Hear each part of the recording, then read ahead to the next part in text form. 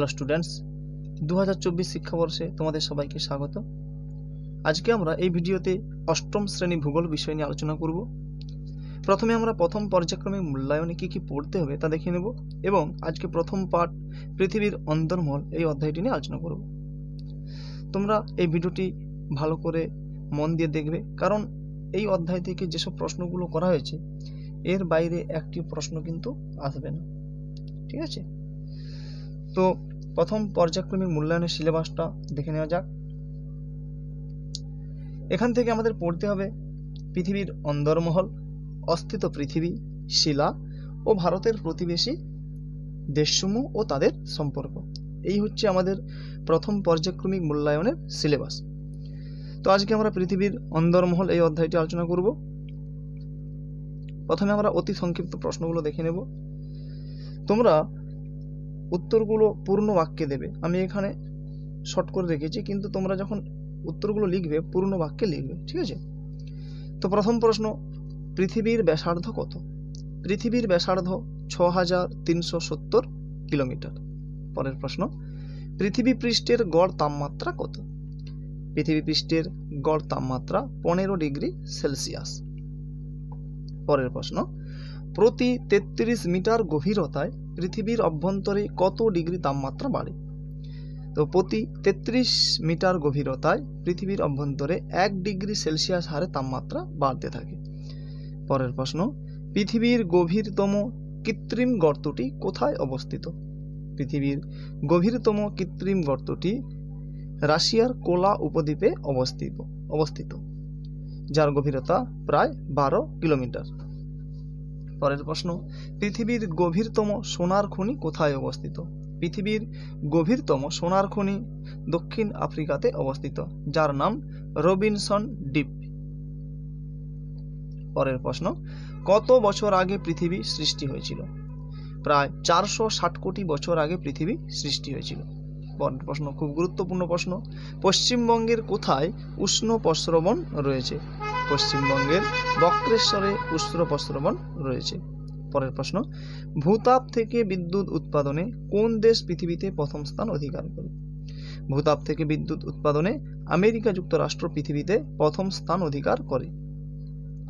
পরের প্রশ্ন, ভূপৃষ্ঠের গড় ঘনত্ব কত? ভূপৃষ্ঠের গড় ঘনত্ব 2.6 থেকে 3.3 গ্রাম পার ঘন সেন্টিমিটার।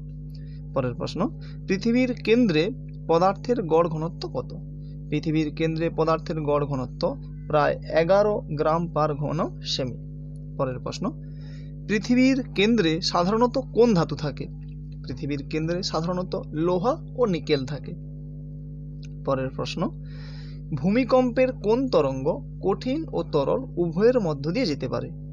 ভূমিকম্পের পি তরঙ্গ বা প্রাইমারি ওয়েভ কঠিন ও তরল উভয়ের মধ্য দিয়ে যেতে পারে।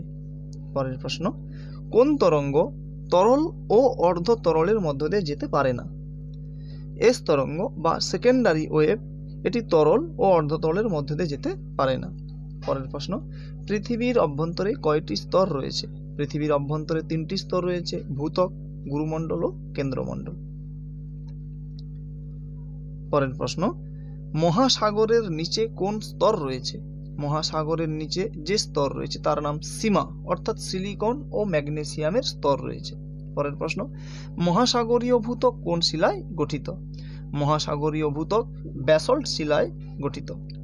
পরের প্রশ্ন, মহাদেশীয় ভূত্বক কোন স্তর দিয়ে গঠিত? মহাদেশীয় ভূত্বক শিয়াল স্তর দিয়ে, অর্থাৎ সিলিকন ও অ্যালুমিনিয়ামের স্তর দিয়ে গঠিত। পরের প্রশ্ন, মহাদেশীয় ভূত্বক কোন শিলায় গঠিত? গ্রানাইট শিলায় গঠিত।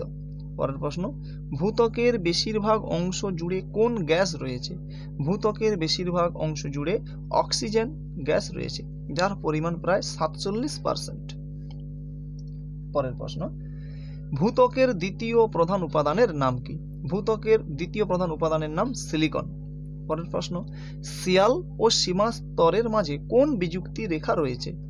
শিয়াল ও সীমা স্তরের মাঝে কলোরাডো বিযুক্তি রেখা রয়েছে। পরের প্রশ্ন, ভূত্বক ও গুরুমণ্ডলের মাঝে রয়েছে কোন বিযুক্তি রেখা? ভূত্বক ও গুরুমণ্ডলের মাঝে রয়েছে মোহরভিষিক বিযুক্তি রেখা।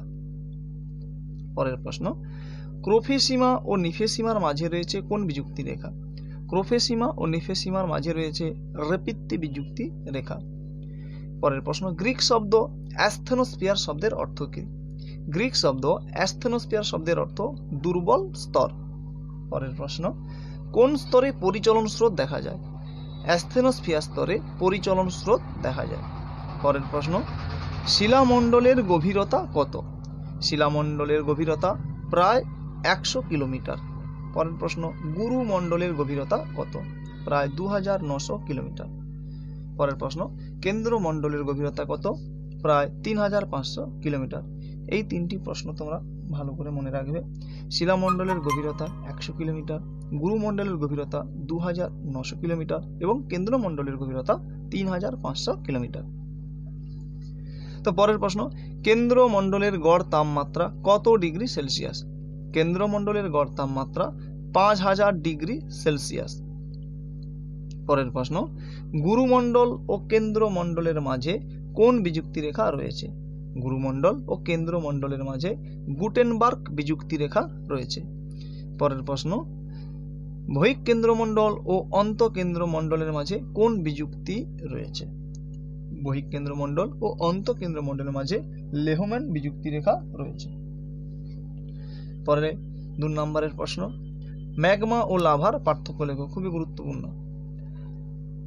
ম্যাগমা না ভূগর্ভের পদার্থ প্রচণ্ড চাপ এবং তাপে গলিত অবস্থায় থাকলে তাকে ম্যাগমা বলে।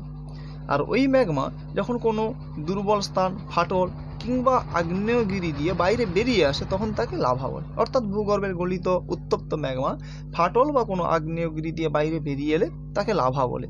2, ম্যাগমার সঙ্গে বিভিন্ন গ্যাস এবং বাষ্প মিশ্রিত অবস্থায় থাকে, কিন্তু লাভাতে গ্যাস ও বাষ্প মিশ্রিত থাকে না।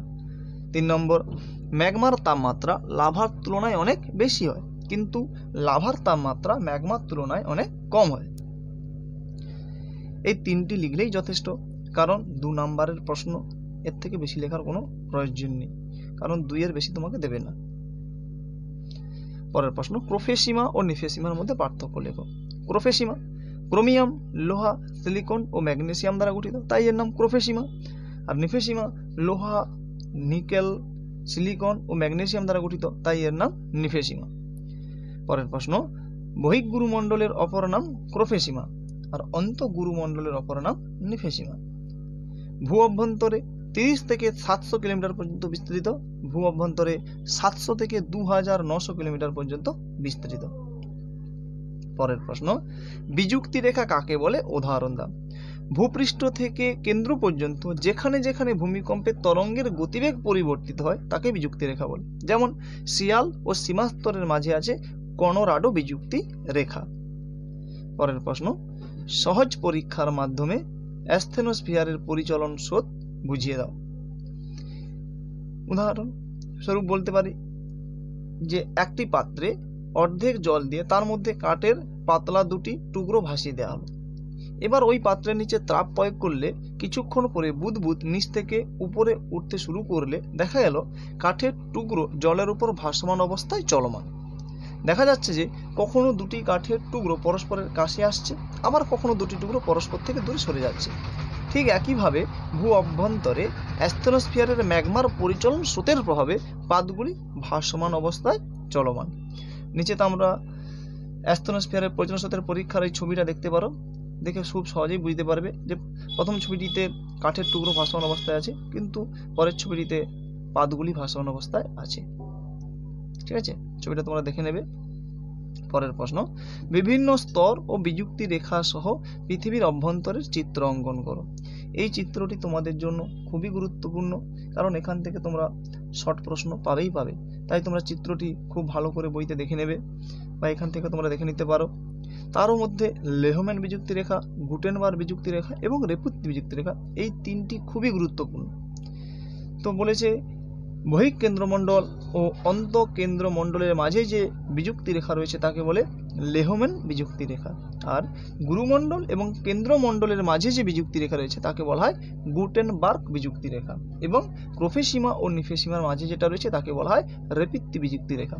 অতএব এই ছবিটা তোমরা খুব ভালো করে মন দিয়ে দেখে পড়ে নেবে।